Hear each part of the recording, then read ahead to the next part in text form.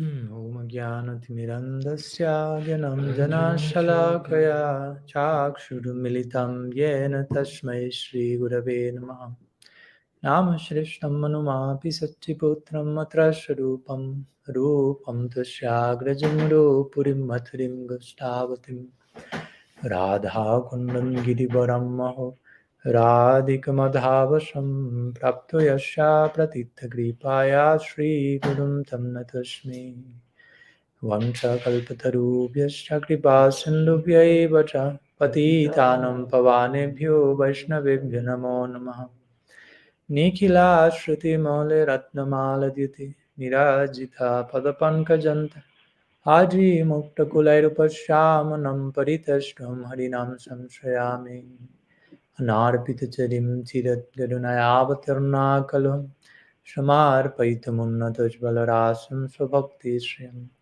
Hari purata sundaradhyuti kadamba sandipita Sadharidaye kandareshpurato vasachinandana Janulambita bhujjo kanakavadato sankirtanaikapitaro Kamalaya Vishwambaro Dhyavaro Jugadharmapal Vande Jagat Priyakaro Karunavataro Ladini Shakti Sarupaya Gauranga Suridaya Bhakta Shakti Pradhanaya Gadadhara Namastute He Krishna Karuna Sindhu Dinabandho Jagatpate Gopesha Gopika Kanta Radha Kanta Namastute Radhe Vrindavanadi Shri Karunamrita Vahini Kripaya Nijabhadabja Darshan Mahim Pradiyatam Bhaktya Vihinaya Parada Lakshay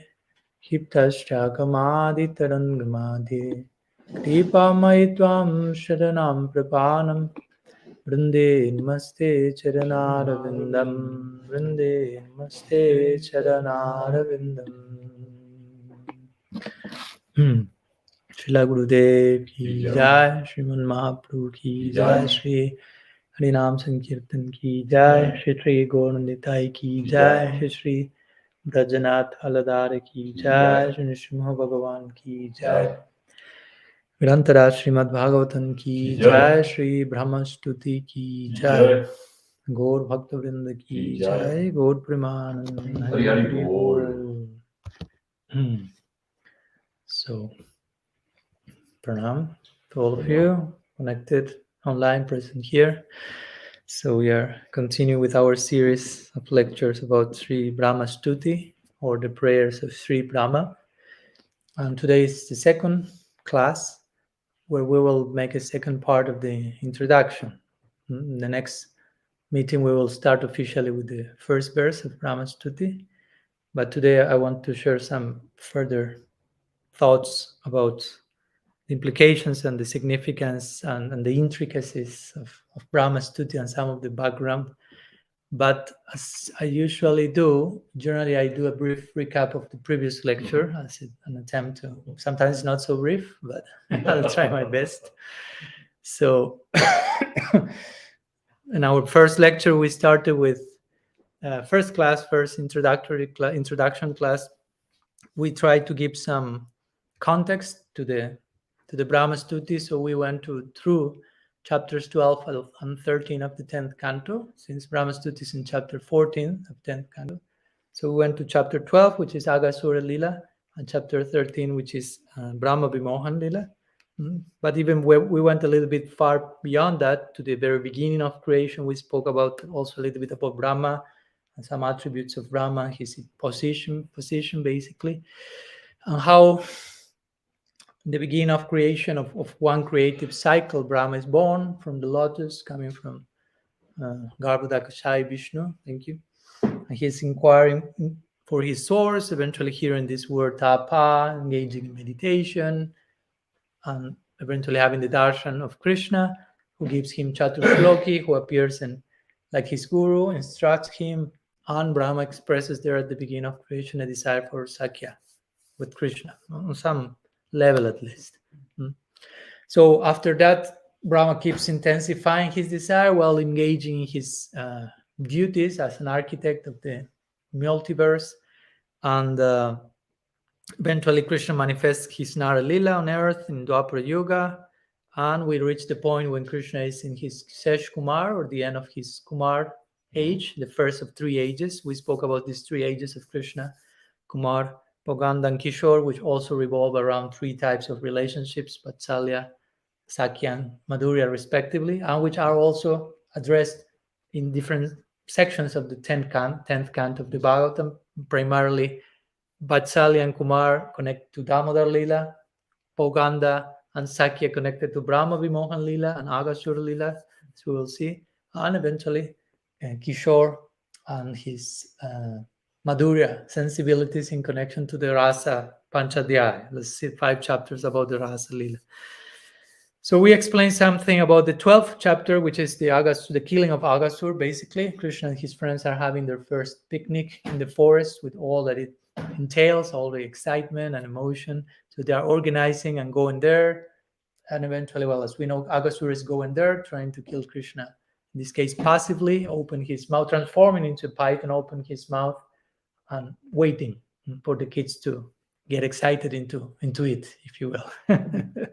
And as we know, the boys looked at the beginning, think this is a new cave. Eventually, they realize it's a snake. He wants to eat us, but nonetheless, Krishna is Krishna. We fully trust his protection. So in the spirit of Abhaya, fearlessness, Abhayatva, they enter there. And as we know, Krishna has to enter, even although it was not his desire that they entered there, but Lila Shakti may had another desire in mind, orchestrating the Lila. So Krishna enters there and eventually starts to expand and suffocates, they say, the Aghasur, and eventually revives the boys and who are there, who are dying in separation of Krishna, basically. So eventually, as we know, a light comes from the body of Aghasura, which is the Atma of Aghasura, waiting outside till Krishna and his friends go out of Aghasur, and the calves were also inside, because when the boys enter, the calves followed them. At this point, they are not yet cow herding, but calf herding. So the boys came out, the calves and Krishna, and this light that was waiting outside when Krishna comes, the Aghasura's Atma enters Krishna. Some acharyas will say it's Sayuja, some others will say Sarupya. But the point is, it was a big event, and all the devas came on earth and threw flowers and celebrated. So this reached the ears of Brahma, who was curious about what's going on earth. So he decided to see and went to with his swan, and the Vimohana starts there. No, what's going on here? This great event, this great demon obtaining such a liberation, and who gave that? This little boy, which seems like my guru, but it doesn't seem at the same time. So, well, the point is that Sukadeva Goswami was narrating this. Super X says 1 year after the whole thing was disclosed to the rest of Vrindavan, Super X Maharaj say, what stop there? Why 1 year after? Oh, please tell me the reason for that. So then we go to chapter 13, which is the Brahma Vimohan Lila.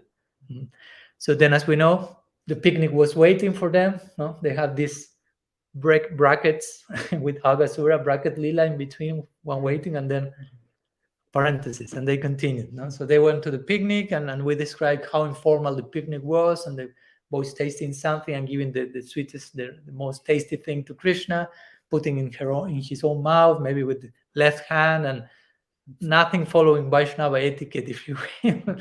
And Brahma is Bidhi, for being very paka in following all the rules. So at this point, one of the 4 hairs of Brahma started to spin. The Vimohan starts to Mohan at this time. And Krishna started to give Brahma a trailer of Sakya Rasa. He wanted Sakya Rasa, so Krishna is Brahma's bhajan and desire starts to blossom to the point that the object of his Sakya is appearing in front of them with his associate, with the perfect stage for Sakya.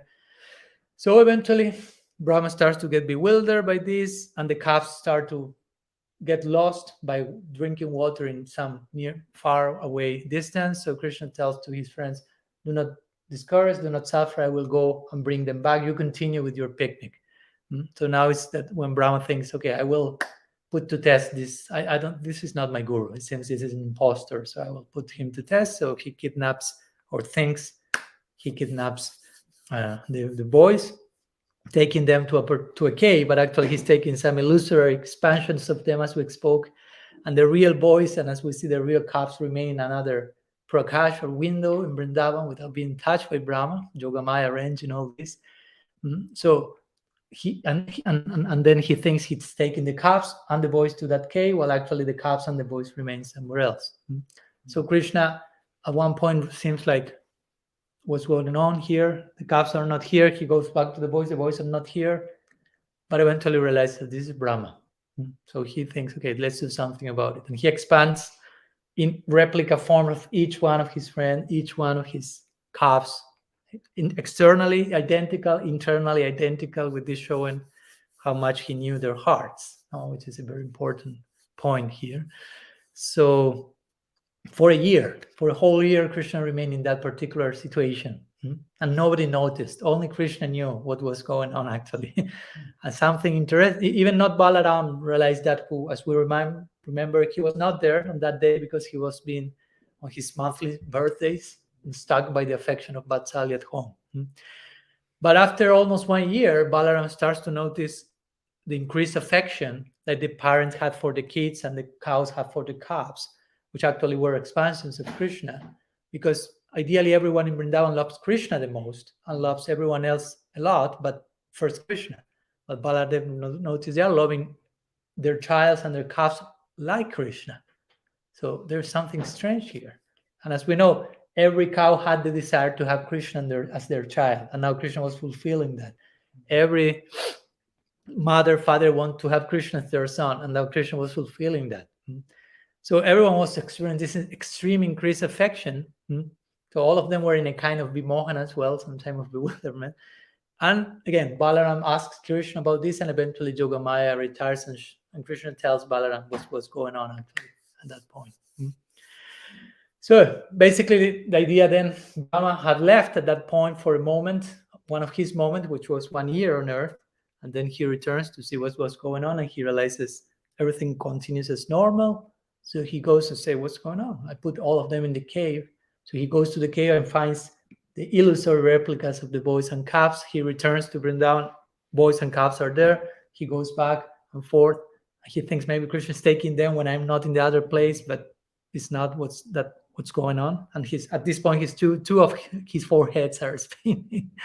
And eventually, as we know what happened, all these replica forms start to show full Aishwarya, and from each calf and each boy that actually was Krishna, a form of Narayan appears. And different personalities worshipping each of the forms, even different Brahmas worshipping each of the forms, and Brahma witnessing all that. 3 heads spinning, Vimohan. And here, the very important point that today we will unfold is Krishna's tu Bhagavan Swayam. Krishna is the source of all other forms of the Absolute. This crucial moment is showing that unlimited Narayans coming from Krishna and not vice versa. So Brahma is totally bewildered at this point, not knowing what to say, what to do. And suddenly all this Aishwarya, all these multiple forms collapse, disappear, and only Krishna remains as a child with the morsel of food in his hand and looking for his friends at calves, as it happened before Brahma left. So this for Brahma is too much. And at this point, his 4 heads are full spinning, Vimohan in every sense of the term. So at this point, they say that Brahma Chaturmukha with his 4 heads falls at the feet, falls from his swan and touches the ground of Braj, like the Devas are not accustomed to do. And with taking turns with each of his 4 heads, offer pranams and bathes Krishna's feet with tears of love, and start to offer prayers. So at that point, we are just to begin the Brahma-stuti. But again, today we won't begin Brahma-stuti officially. I would like to a little bit elaborate on what we saw last class, especially in connection to this idea of Krishna's tu Bhagavan Swayam, that again will be manifest in some of the prayers of Brahma when he will explain Narayan Anga. Narayan is an Anga of Krishna, not vice versa. But yeah, today I would like to explore a little bit the further significance of this section of the Bhagavatam, which in one sense is arguably the most presents the most important conclusion of the Bhagavatam again, because the most important conclusion of the Bhagavatam, which somehow gives shape to our Sampradaya, is again Krishna's tu Bhagavan Swayam. It's a very unique statement. No? Krishna is Bhagavan when, as Guru Maharaj will say, when he wants to be himself. No? In other words, God is one thing. When God wants to be himself, that's Krishna. And he's the source, the fountainhead of all forms of divinity. That's basically the stance in our particular Sampradaya. Aradhyo Bhagavam Brajesa Tanayas Tadama Vrindavan. Our worshipable deity is Krishna, who is the son of Nanda Maharaj, like establishing he is the supreme form. When the Bhagavatam is saying Krishna's tu Bhagavan Swayam, actually saying Braja Krishna's tu Bhagavan Swayam, no? Because we have Mathura Krishna, Dwarka Krishna, but the Goswamis and the Bhagavatam itself will make this point of Brahma-stuti here this is the Krishna who is the fountainhead of even Narayan, which is again a very revolutionary statement for the times in which the Gaudiya Sampradaya was established. Chaitanya Charitamrita Sri Krishnadas Kaviraj Goswami will, lots of detail, try to make this point in the 4th chapter of Adi Lila, how Krishna is the source of Narayana and not vice versa, because again, you have to travel in time and try to perceive the climate of the times, and how that was not the case. But generally the standard was Krishna is an avatar of Vishnu, like many other avatars, and so on. So again, there is something that defines our branch of Vaishnavism, Gaudiya Vaishnavism, is this, again, notion that unlike other Vaishnava Sampradayas, that Krishna is the original source of all forms of divinity, and not an avatar of Vishnu. Again, for us, we take that, if you will, for granted, because from day one is, oh yeah, Krishna is still one. But if one starts to appreciate the wider spectrum of beliefs and notions, that's not so common, if you will. No? So everyone else, almost except for the Gaudiyas, almost except for us, have this idea. No? Narayan is God, Krishna is an avatar of God. So Gaudiya Sampradaya is making a very bold point, bold statement. So again, this conclusion is not an invention of us. Again, it is there in the Bhagavatam, in the 3rd canto of the Bhagavatam, where we find this line, Etitamsa kalapamsam Krishnastu Bhagavan Swayam. So Srila Jiva Goswami, he considers this line, again, it's a line, but it's a powerful line, which he calls the Paribhas Sutra, Paribhas Sutra of the Srimad Bhagavatam. So that's an important word. The Paribhas Sutra means, sutra is like a thread or like a very condensed aphorism, basically. And Paribhas means around which the rest of the text revolves. So it's like, it's only a line, but that line puts the whole text in context. So that Paribhas Sutra, that defining aphorism of the Bhagavatam is, again, Krishnastu Bhagavan Swayam. So the whole Srimad Bhagavatam is to be read according to this line. It may sound whimsical, like why only one line to put in context 18,000 verses? So our Goswami is explaining, they write more than 18,000 verses to explain why Krishnastu Bhagavan Swayam. Sometimes it is also called Paribhas Sutra, sometimes it's called Mahavakya. That's also a statement, like great statement, like the followers of Sankaracharya will have their own Mahavakyas, like Soham or Aham Brahmashmi, things like this. No, we may consider our own Mahavakyas Krishnastu Bhagavan Swayam, which in the words of Srila Prabhupada will be Krishna, the Supreme Personality of Godhead. Actually, that's a way of saying Krishnastu Bhagavan Swayam. If you analyze the meaning of Krishnastu Bhagavan Swayam and the implications of the Supreme Personality of Godhead, that's a very interesting expression that we may repeat, but it's important to try to analyze. No, Supreme Personality of Godhead. So the Supreme has, to begin with the word Supreme, interestingly, Supreme. You write Preme. So try to go to that. And Su in Sanskrit means like a lot, like Sudurlabha. You have Durlabha, Sudurlabha. You have Prem, you have Supreme. In Spanish, it makes more sense because it's Suprema or Supremo. It's not Supreme. Right. So yeah. So Supreme has to do with Prem a lot, no? And the Supreme Personality, in other words, the Absolute has different faces, different, like a multifaceted jewel that you can approach from different places, different forms of personality, as we mentioned the other day. Like we may have, I don't know, when I am with my mother, I have one personality, if you will, one face of me. When I am with my guru, another face of me. When I am with my whatever, I mean, I don't have brother, sister, kids, no wife. I'm quite limited in my experience of rasa, but there are different faces to the same person. So if that happens to us, how much that applies to the Supreme. So from all the different personalities, if we will, of Bhagavan, this is the supreme personality. When his personality is supreme, when his personality is contacted by the highest type of prem, that's Krishna.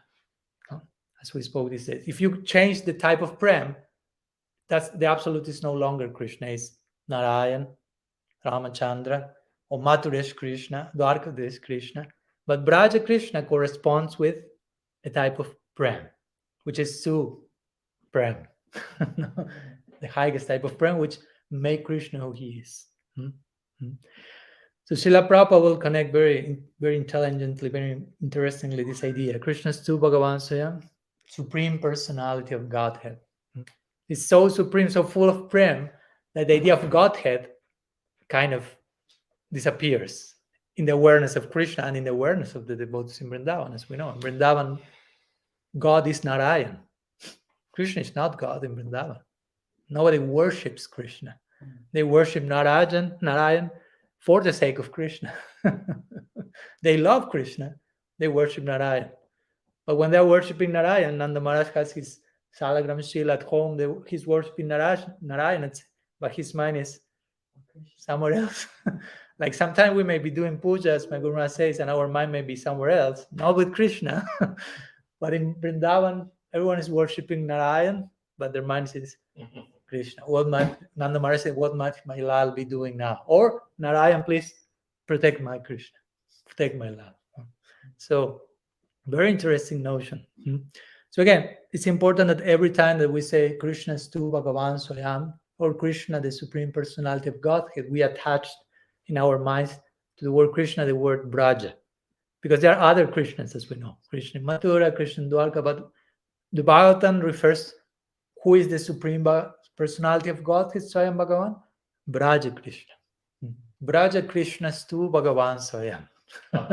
No, we add that. I mean, that's the implication of the Bhagavatam. So again, our whole theology as Gaudiya Vaishnavas is revolving around these few lines, Krishna's tu Bhagavan Swayam, these few words.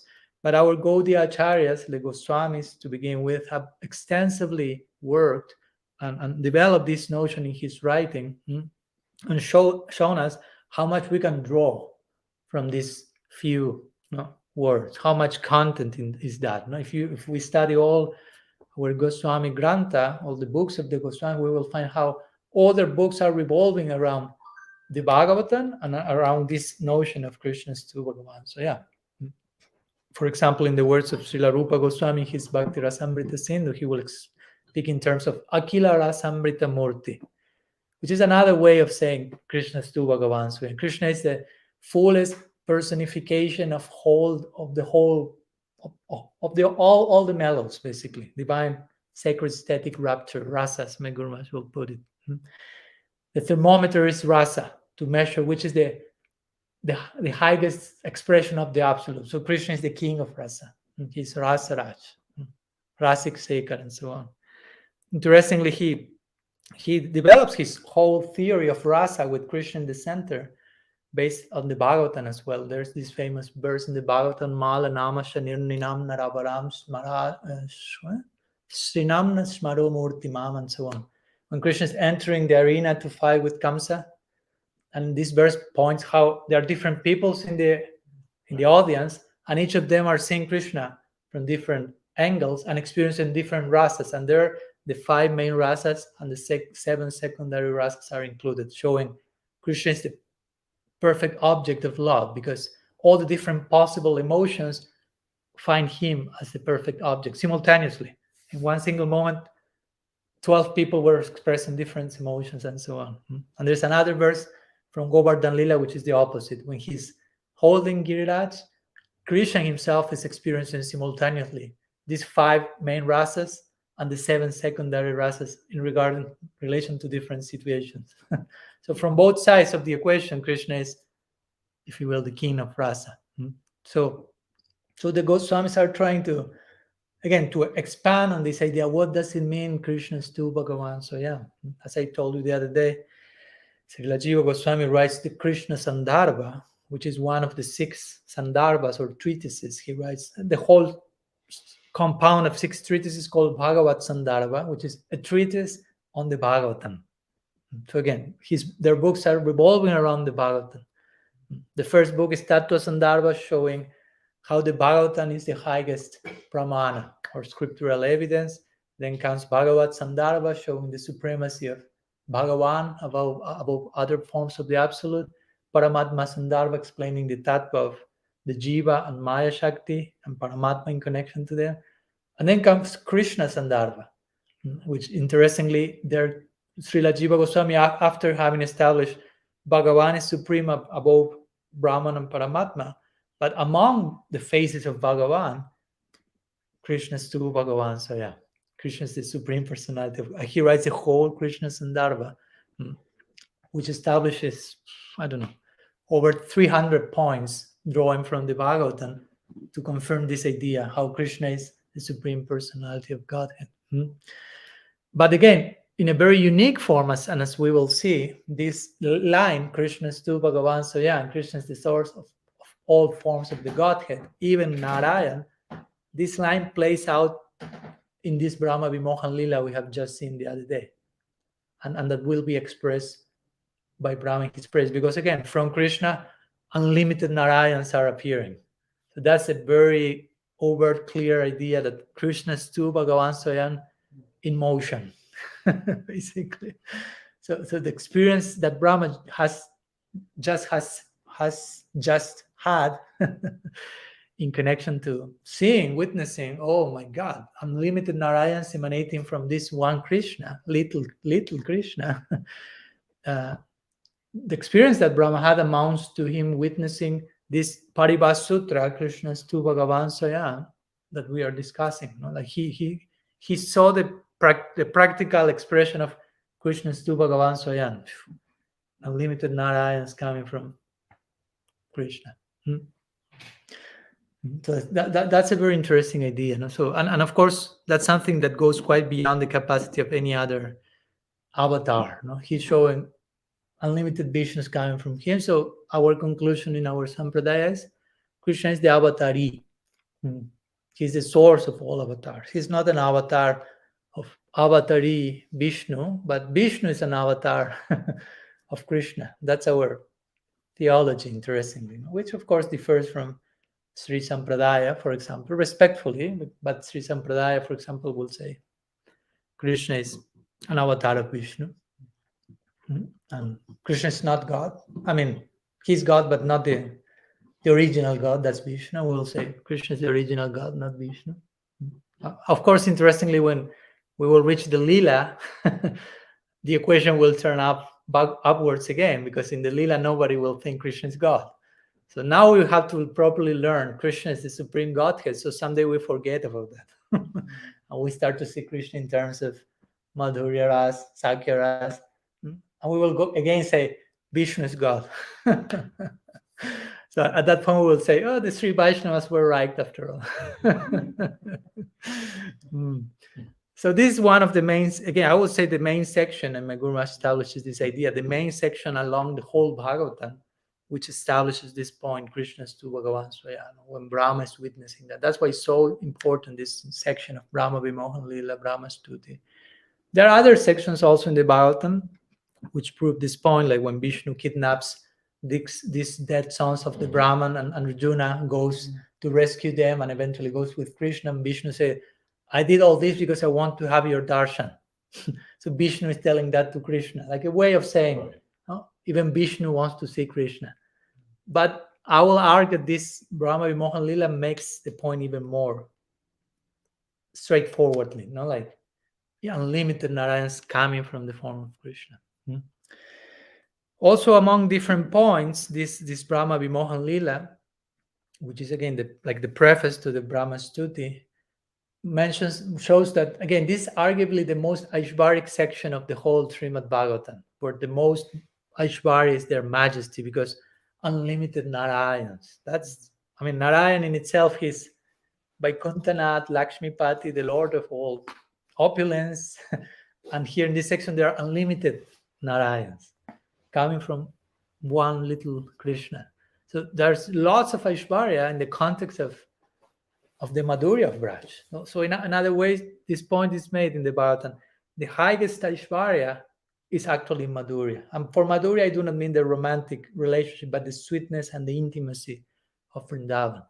That's ultimately the highest Aishwarya. If you want to take Aishwarya as like Godhood, all that pertains to God, awareness of who is God, the greatest proof of divinity, sometimes called Bhagavata, is the intimacy that we found in Braj. That's what the Brahma Vimohan Lila is showing. In this deep point of intimacy of Krishna, such a degree of Aishwarya is coming.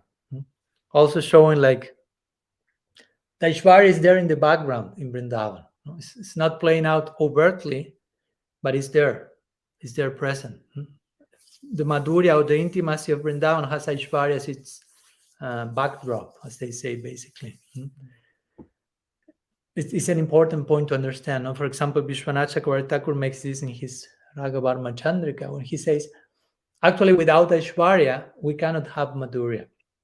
In other words, Krishna is a child, for example, like that very nice painting. And we may feel attracted to that. But what's the difference between being attracted, the attraction that we can feel for him, and the attraction with any other baby? What's he says, the unique feature of being attracted to Krishna? What is especially charming is that actually he's God. But nonetheless, he's a child. No? You follow? Another baby is not God. He's a child. Krishna is a child, but he's God also.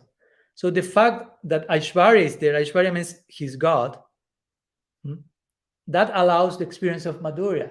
Despite being God, he's behaving like that. How charming. But the Brajvasis aren't thinking like that, right? No, of course not. We are thinking. We have to think like that in our situation. Call it Aishwarya though if they are not? Because the Aishwarya is there. I mean, although they are not thinking that, but the Aishwarya is there in the sense that Krishna is God. Although they are not thinking like that. I thought it was more the attitude of the devotee having awe and reverence for. There are different ways to explain Aishwarya. Yeah, there are different ways to explain Aishwarya. Here I'm not referring to Aishwarya as Brajavasis being aware Krishna is God, but even Vishwanath Chakravarti Thakur makes that point. There are certain sections in the Bhagavatam where it comes to the surface that Krishna may be God, because he does some quite extraordinary things, because, for example, lifting of Govardhan. Before that, the elders in Vrindavan heard Krishna kill this demon, kill that demon, but they thought, no, these are all stories from the kids. Every day they are creating a new story, and this demoness and this whatever, this and that, and and every day a new story. And when he left Govardhan for a week in front of everyone's eyes, I mean, it was like in your face, undeniable. So some started like to wonder what's going. I mean, it's pretty uncommon that a child with little finger, the less powerful hand, one whole week, how to accommodate that. So at some point, some of them were like wondering, maybe Krishna is God. We remember Gargacharya said he will be extraordinary. Narayan will be doing extraordinary things through him. Okay, we know that, but maybe he is God. And of course, they quickly dismissed that idea. But at some moments that it comes to the surface, there's moments like that. And very quickly they will say, maybe he's God. And Nanda Maharaj in some moment may say, even if he's God, first he's my child. But he may be God. Okay, that's secondary. So that's how it works, the psychology of the Brajavasis. Vishwanath Chakravarti Thakur makes it point in the Ragavarma Chandrika. He says, like a mother who has a child, a son, and the son becomes the president of the country. So if the son becomes the president of the United States, for the mother, it's not like, oh, now my child is a president. Good morning, Mr. President. No, for her, it's, oh, how beautiful my baby. Now he's the president of the United States. Her Vatsalya is increasing. No? Even on the presence of Aishwarya, if you want to call that president of the United States, awareness of he's so great, that only nourishes her Madhurya. So something like that may happen even with the Brajavasis at some moment, which is not the general case, that Aishwarya may come, that only nourishes their Madhurya. That's their psychology. If there's Aishvarya coming on their way, that's nourishing their Madhurya. If there's no Aishvarya coming on the way, that's nourishing their Madhurya.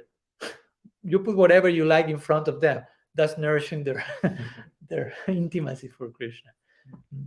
So my point, but the point is that for Madhurya, again, we are not saying that how the Brajavasi feel, but how we as sadhakas from here understand the experience of Madhurya and Vrindavan, there has to be Aishvarya. Because if you take out Aishvarya, there's only ordinary dealings between people. The fact that Krishna is especially charming in all that is because he is God, and despite that, he's behaving as an ordinary human being.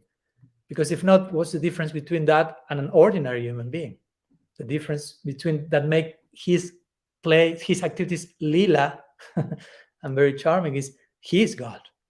But all the things are, all those layers of Aishvarya are like buried under layers and layers of affection and intimacy. But Aishvarya is there. There's more Aishvarya in Vrindavan than in Vaikuntha, actually. In Vrindavan, the soil is Chintamani, the trees are Kalpabriksha, the cows are Suravi, Kamadenu, can satisfy all wishes. That's pretty Aishvaric. But interestingly, nobody in Vrindavan is interested in asking anything from them. They're not asking, oh, you are Chintamani, give me so many things. Oh, tree, Kalpabriksha, I have this, that. The only desire is, oh, give me a fruit so I can offer to Krishna. Give me a flower so I can offer to Krishna. So that's interesting. That's the real opulence, ultimately. There's so much opulence around them, but they only want to serve Krishna. In one sense, that's the highest opulence, which is totally intimate and sweet.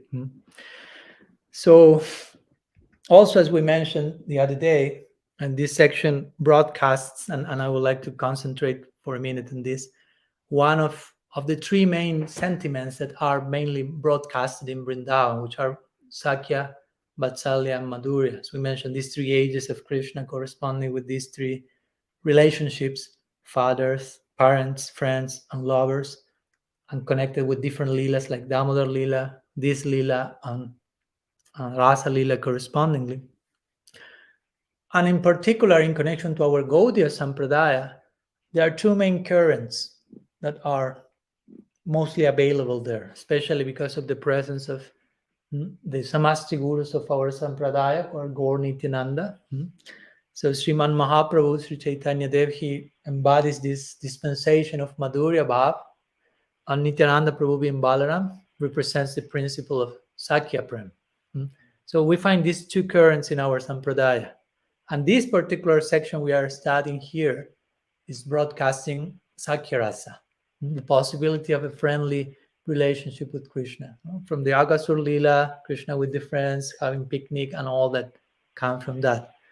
Of course, our lineage is mostly saturated with Madhurya Bhav, Manjari Bhav more specifically, but also there are some important, interesting examples that show the possibility of Sakya Bhav, as we mentioned these days.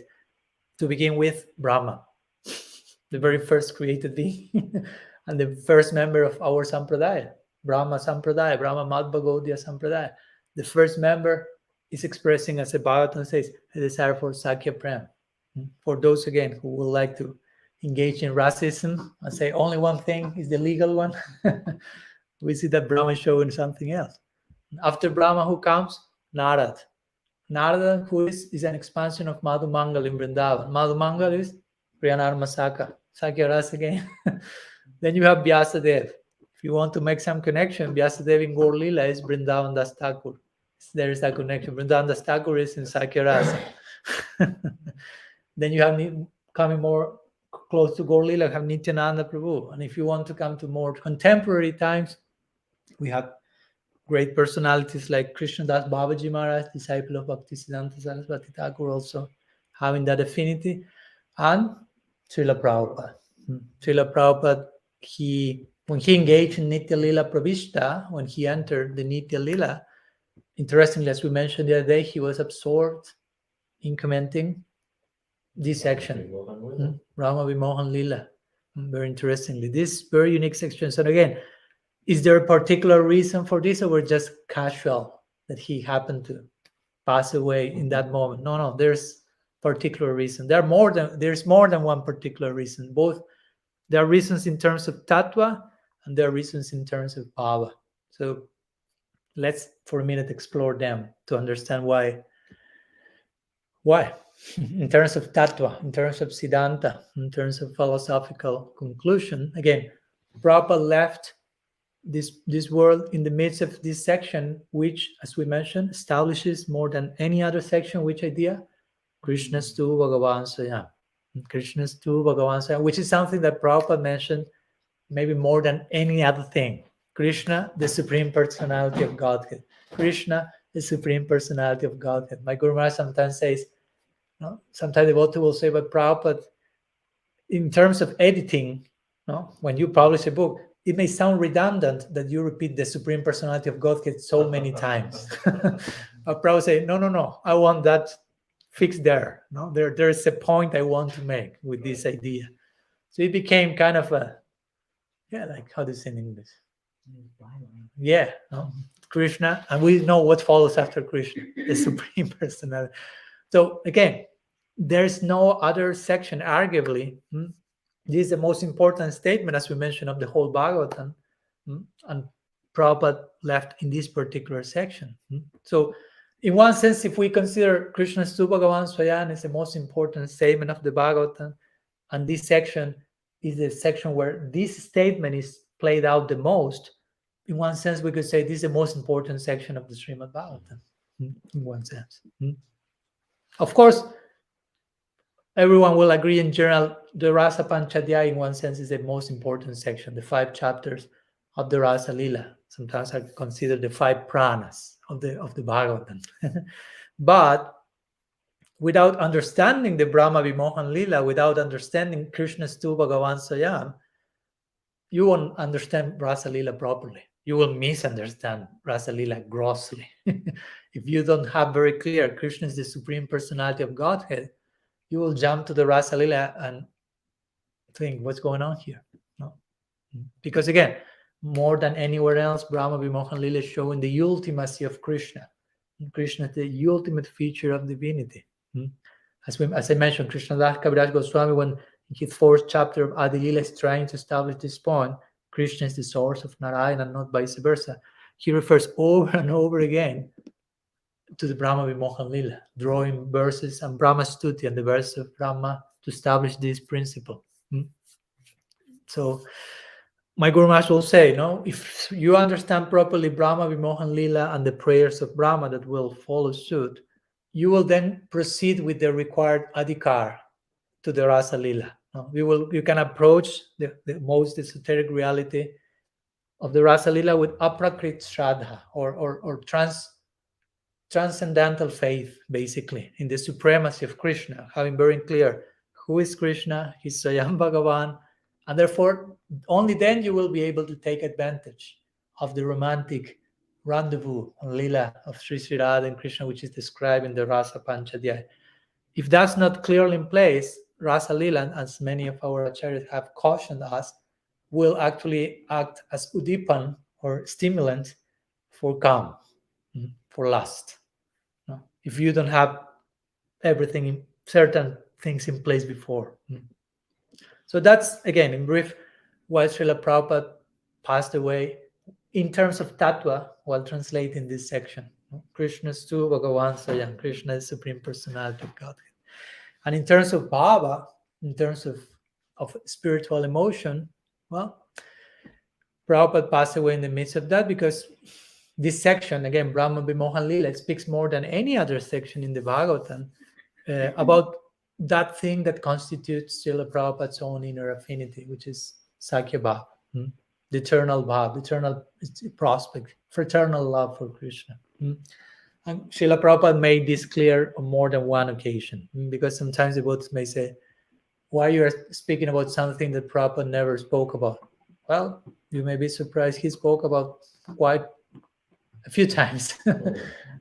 There's a compilation, a book called Oh My Friend, where Sripad Bhakti Abhayashram Maharaj made a very interesting compilation of many of the times that Srila Prabhupada expressed very clearly an affinity for Sakya Ras, and that was further confirmed by god brothers of him who knew him very closely, like Srila Bhakti Dev Goswami Maharaj, and so on. So in this way, this section of the Bhagavatam is like acting like a portal, if you will, through which Srila Prabhupada entered the Sakya Mandal, or the circle of friends, as my Guru Maharaj will put. No? He entered the Nitya Lila in Sakya Bhava, in Priyanarma Sakya Bhava, more specifically. No? This type of friendship in which is connected to Krishna's romanticism, if you will. So a brief words in connection to also why our Srila Prabhupada mystically passed away while in the midst of translating this particular section, both in terms of Bhava and Tattva. So before concluding, if you have some extra minutes, I would like to turn to another direction, but in connection to this. Because again, I try to explain why these chapters are so important to us, how they establish this ultimate principle of Krishna's Tu Bhagavan Swayam. And as important as all this is to us, you may imagine that not necessarily every other Vaishnava group, apart from the Gaudiya Vaishnavas, some others may not consider this section as important. And even interestingly enough, some will see this particular section as an interpolation in the Bhagavatam. These three chapters, chapter 12, 13, and 14 from the 10th canto, they may consider this not part of the original text. So before, again, officially starting our study of the Brahma-stuti, the next class, I'd like to conclude today's meeting with analyzing a few of the arguments that are presented for trying to prove that this is an interpolation, and of course, what's our reply to that? Maybe you are not aware of this, but well, it's interesting to get to know about that and how the things play out. No? Some vague ideas. So it's an old controversy actually, and there are diverse scholars from different groups which actually had this stance. Some are coming from the Pushti Marg or the Vallabh Sampradaya. I will say the stronger ones come from that group. Some will come from the Madhva Sampradaya. Some may come from the Sri Sampradaya, Ramanuja Sampradaya. But from all of those, only some members of the Vallabh Sampradaya are those who have somehow gone at great lengths in trying to establish by writing how these chapters are interpolated. Some others may have expressed that, have mentioned that, yeah, they are interpolated or something because whatever, no, they consider because our acharyas have not commented on them, because there are some commentaries to the Bhagavatam in which some acharyas do not comment to certain chapters. So they may have taken off. Because of that, they consider these chapters are not important or interpolated, and they indirectly disapprove them by not commenting on that. But of course, in contrast, we Gaudiyas and our acharyas, along with some other Vaishnava lineages like Nimbarka Sampradaya, even Sankaracharya, interestingly also, which is not Vaishnava, but the Sankara Sampradaya also, Sankara's followers have commented on the Bhagavatam. So all of them consider these three chapters authentic. Gaudiyas, Nimbarkis, followers of Advaita Vedanta. So remember, for us, it's very important to know how to establish that these chapters are not interpolated, because for us, these three chapters are very important. They're virtually Vyasadev's commentary on Krishna's Tu Bhagavan Swayam. Krishna's Tu Bhagavan Swayam, then three chapters trying to explore that. And if we reject those three chapters, I mean, the very purpose of Vyasadeva to compiling this book is not fulfilled. So we need to know how to make that clear. So let's analyze some of the main arguments. There are many arguments. I will just briefly mention some. If you would like to know all of them or mostly all of them, you can let me know, and I can. There is one file with a long list of almost 50 pages of arguments and the reply to that. But let's go to the main ones. So, for example, or to begin with, before going to an argument, it's important to know that there are certain parts in the Bhagavatam outside of these three chapters that there are names of Krishna which refer to his killing of Aghasur, for example. For example, in verse 3, 15, 23, Krishna is called Agavit, which means basically the killer of Aga. No? So my point is, if these 3 chapters are an interpolation, and Krishna never killed Aghasur, but in the 3rd canto, Krishna is referred to as the killer of Aghasur, that's kind of confirming that happened. That's for real. And there are many other verses in the Bhagavatam in that same line. In 10, 31, 3, also Vyala Rakshasat, Krishna is described as the killer of Sridhar Swami and other ancient commentators respected by everyone are connected to Aghasur. In 10.2.1 of the Bhagavatam also, Mahashanai also is connected by ancient commentators to Aghasura. Also interestingly, these pastimes that happen in these 3 chapters appear also in other Puranas. So it's not only that appear only in the Bhagavad Purana. They appear in the Padma Purana, they appear in the Brahmanda Purana. So the point is, they cannot be just easily rejected because they are present in other books. No? Do you follow my point? So also at the same time, all the sites in Vrindavan, when all these leelas were enacted, if you will, are popularly known in Vrindavan until today. So it's not that because, I mean, if these leelas thalis or the place for the leela are connected nowadays in Vrindavan to those narrations, is basically because those narrations, because these leelas are mentioned in the Bhagavatam, there are places associated with those leelas, no? And not vice versa. Also, Sridhar Swami, again, famous ancient commentator of the Bhagavatam, very revered by Mahaprabhu and many others, he mentions, in Sanskrit it says, Dvatrim Shat Trishatam Chashyasya Bilasat Sakha, which means basically, Srimad Bhagavatam has 335 chapters. No? 18,000 verses, we will go also to that, but 335 chapters. And he's not mentioning here at any point there are, I don't know, some chapters which are not included, 3 chapters are an interpolation. And if you count all the chapters, including these 3 chapters we are studying, it makes for 335 chapters. Now, if you take those 3, it will be 332, but Sridhar Swami is saying 335. And also Sridhar Swami mentions 10th canto has 90 chapters, which are the 90 that we know. If you take these 3 chapters out, it will be 87. But Sridhar Swami is not saying 87, he's saying 90 chapters. Also, some followers of Madhvacharya, in this case, reject these chapters considering that they go against their philosophy. Why? Because one aspect of their philosophy, which is for them, a demon that is killed by Krishna cannot attain liberation. That's a point in their particular philosophy.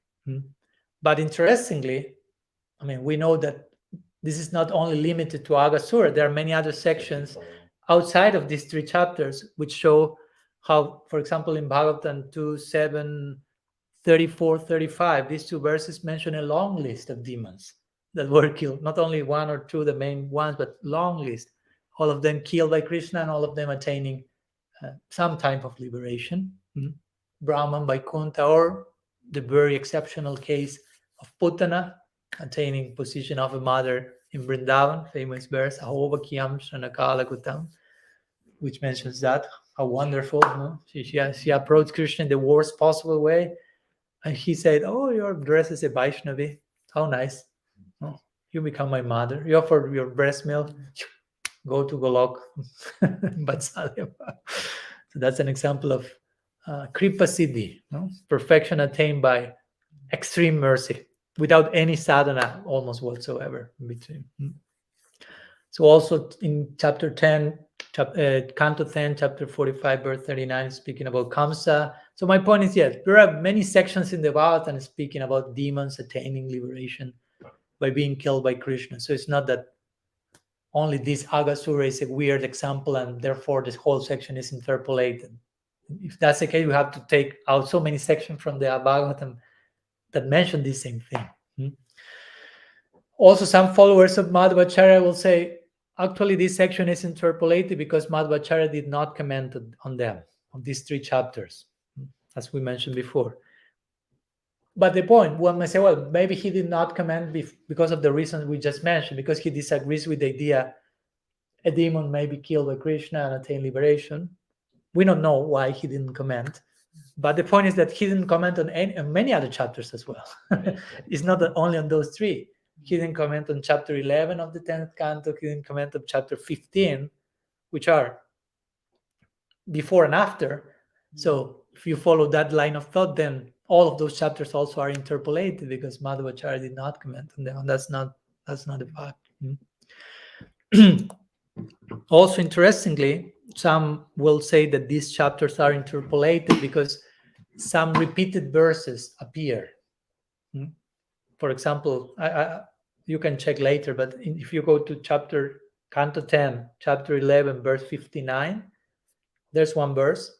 And if you go to Canto 10, chapter 14, verse 61, the same verse is there. So there are similar verses, but the point is, if you think, okay, because these two verses appear twice, then the second time it appears, which is in the Brahma-stuti, that might be an interpolation.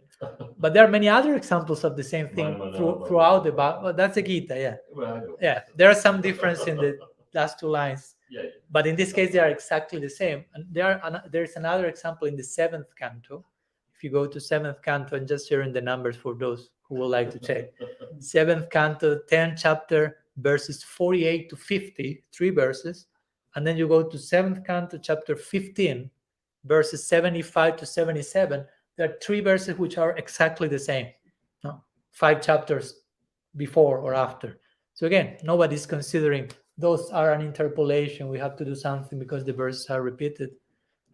I mean, you can repeat something. There's no problem with repeating some statement, making that some point clear or something. Something else regarding Balabhacharya. We spoke about Madhvacharya a little bit. Balabhacharya considers these chapters an interpolation. But interestingly, in his commentary on the Bhagavatam, he has commented on them. That's an interesting idea. So is that the same commentary he gave to Lord Chaitanya? Yeah. Okay.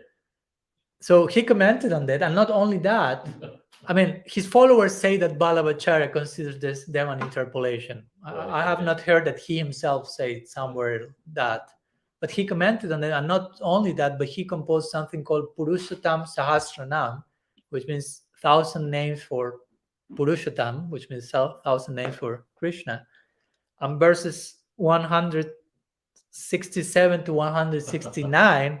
He mentions clearly many names of Krishna, all of which are related to Aghasur Lila. The killer of Aghasur, one who eats in the forest, liberator of the snake in connection to Aghasura, the cause of Brahma's delusion, Brahma Mohanakarta, he who bewilders Brahma, he who has unlimited forms, the one that were shown to Brahma. All these names are mentioned by Balabhacharya. So how much he considered that to be a... What do they object to so much in those 3 chapters?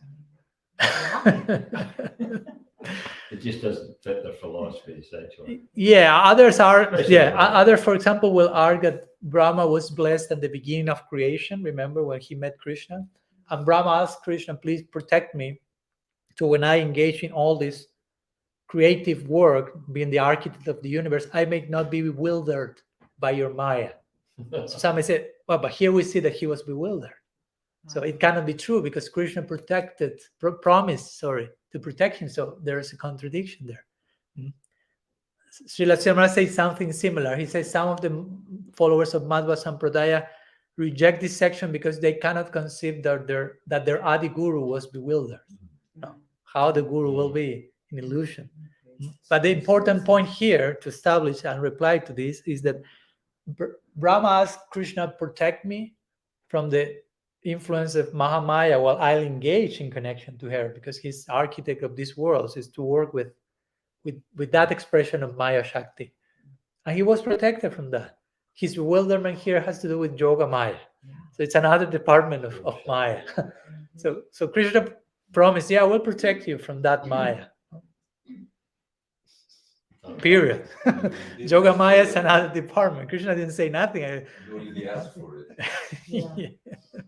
So that's the way we will reply to this point. And again, one important problem that the ones who consider these 3 chapters like spurious, you say? Spurious, is that they are not considering the number of verses that the Bhagavatam has. Because in many Puranas, the number of verses of the Bhagavatam is established as being 18,000. In the Matsya Purana, Vishnu Purana, Skanda Purana. Again, it's not that there's nowhere said or there are contradictions. All these different Puranas say 18,000 verses, Narad Pancharatra. So nobody's disputing this point, 18,000 verses. But the point is, if you consider these 3 chapters as interpolated and take them out, you will have 210 verses less.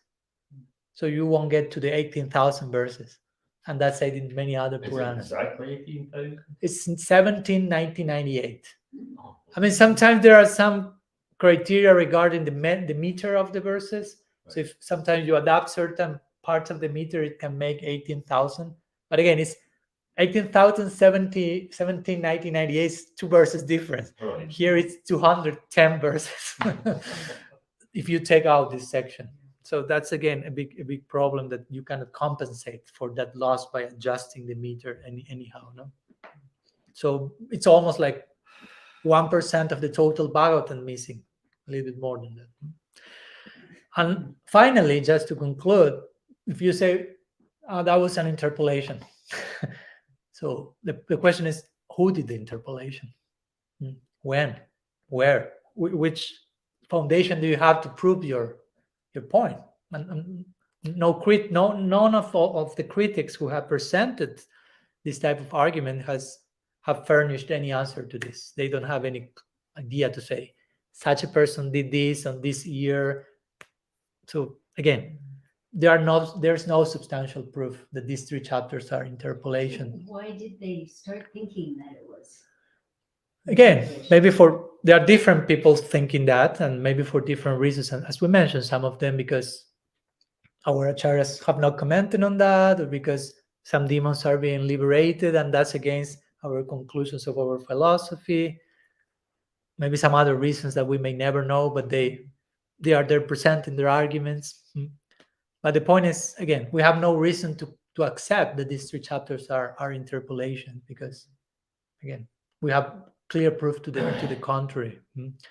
And for us, is in particular Gaudiya Vaishnavas, what we mentioned on our first lecture, we accept the Bhagavatam as non-different from Krishna. Non-different. He's like Granta Avatar. He's like the divine descent in the form of scripture. So, and all the Bhagavatam, the different cantos of the Bhagavatam, as you know, have been compared with different limbs of the transcendental body of Krishna. So any attempt of reducing or cutting, if you will, any part of the Bhagavatam is comparable to cutting some part of the body of Krishna, if you will. Sometimes they compare that to the act of Jara, of this hunter who threw the arrow on Krishna's heel, you say?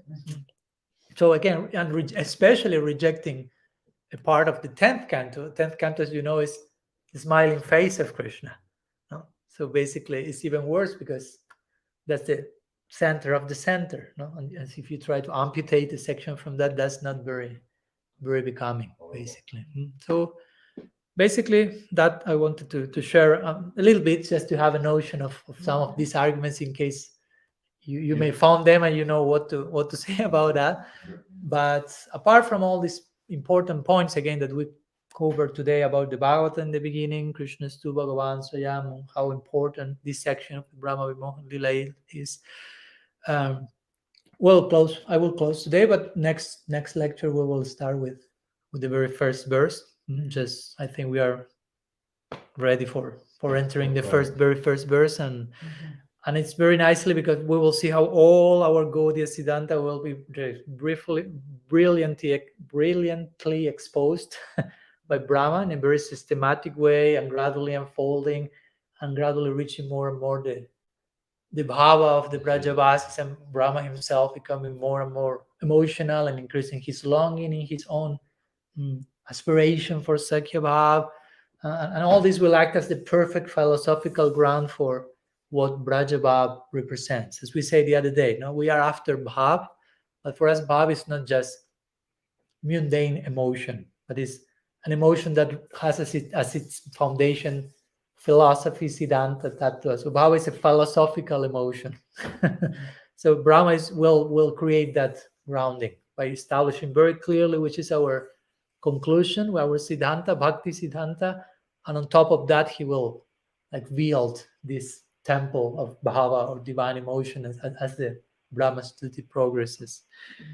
So that's till today. We have some minutes if you have some questions or comments. Yeah. You mentioned that Madhvacharya had this idea that the demons were, actually you may not have said this, but I heard this, that some demons eternally live in the material world. They have a purpose in the material world. And then I heard that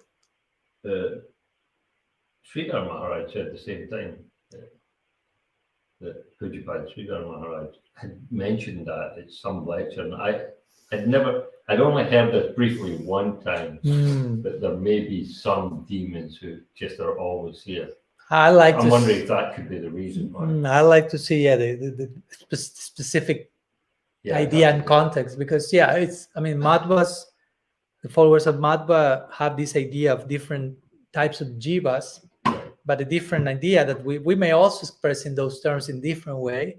We may say there are jivas jivas are made of Tatastha Shakti, but there are Atmas who are made of Swarup Shakti.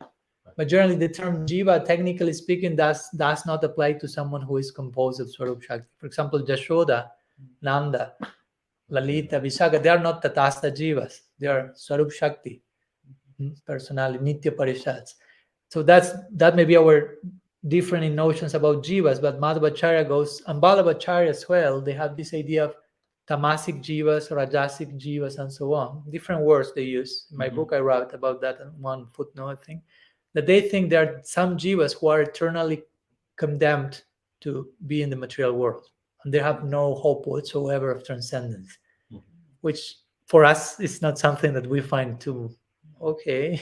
You would have to argue with Nityananda about that. Yeah, that's a whole. You would take that on. So they will consider it. There are some jivas who are always liberated, some jivas that will eventually become liberated, and there are some jivas that will never become liberated. And I imagine they have. I never went to the further detail about the reasons for that. How they explain that? But once I asked one devotee, and they told me, so how do you know if you are following that idea? How do you know which type of jiva you are? And they told, well, probably if you are asking the question, you are one of the ones who can become liberated eventually. Anyhow. I mean, it almost seems to me that if you just hear the holy name, there's that example in Jaiva Dharma of the Mayavadi who's meditating in Lord Chaitanya. It seems like they don't actually say Lord Chaitanya, but it seems like it's Lord Chaitanya goes by singing, and immediately it breaks his meditation, and he has to find out what that was, So it kind of strikes me, it's a little like that, that mercy is just, it doesn't have any purpose, I mean, it doesn't single out people, it's just there, It's like us going out in the street and doing Harinam. You would see people reacting one way or another, but they would always react. It wasn't like you could just ignore the Harinam, So it's like kind of like that. Here now Ras is asking, can you explain what you mean by interpolated? Basically that I referred to a section that was not present in the original text and was kind of injected, added eventually in time, but was not part of the original Bhagavad. Maharaj, you mentioned 4 of the Sandarbhas. Yeah. You got to the Krishna, but you didn't tell us the last. Oh, okay. Yeah, because I want to reach the point of the Krishna Sandarbha. These are the first 4 Sandarbhas have to do with Sambandha. Right. So Tattva Sandarbha, Bhagavad Sandarbha, Paramatma Sandarbha, and Krishna Sandarbha have to do with Sambandha, with establishing what is what. And then comes Bhakti Sandarbha and Priti Sandarbha. Bhakti Sandarbha has to do with Avideya, and it's about Bhakti, basically. And then have Priti Sandarbha has to do with Prayojan. Priti is a synonym for Prem. So and each Sandarbha exponentially longer than the previous one. So the more the topic blossoms, the more Jiva Goswami is inspired to. How did he To write find more. the time to write that? I mean, that's astonishing. I don't have a clue. I don't have a clue how he find. We were speaking about that with devotees in New Jersey, I think. How did he or the Goswamis in general even were able to find all the scriptural references they were quoting in their books? Because it's not that they have. I mean, Well, it was not I Google and download the PDF or something. How would they even have time to scratch the letters? Exactly. It's not like they had a Yeah, and keep the books. ability to easily write. Yeah, and But keep the Sats and Dharmas are 300,000 verses, there. Something like that. the what? Sorry. The I mean, Goswami Sats and All Dharmas. that Jiva Goswami wrote is 400,000 verses in total. All his corpus, not only the Satsandarbha, but the Satsandarbha, of course, is the longest. They're not necessarily like verses, Right, but that's 60,000 verses. but it's. a I mean, year, it's very every robust, single very one robust year. scripture.